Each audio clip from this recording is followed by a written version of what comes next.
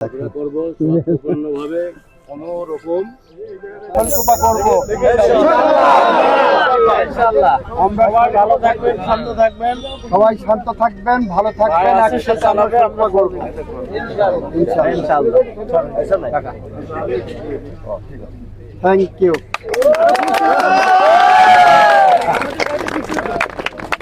Thank you.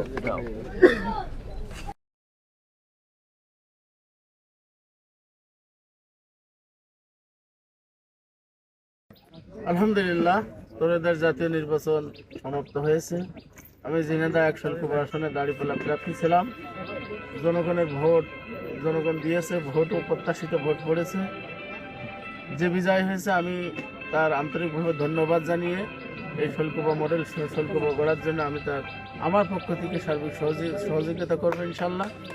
এবং আমি আমার বিজয়ী প্রার্থী, ধানের শীষের প্রার্থী অ্যাডভোকেট আসাদুজ্জামানকে আমি এতটুকুই বলতে চাই যে শৈলকুপার যে কালচারগুলো অতীতে ছিল সেই কালচারগুলো যাতে আমরা ভাঙতে পারি, জনগণ সবাই শান্তিতে থাক, স্বস্তিতে থাক, গ্রামের যে গোলমাল কাজি কালাম এগুলো যাতে বন্ধ থাকে সেই দাবি রেখে আমি আমার কথা শেষ করছি।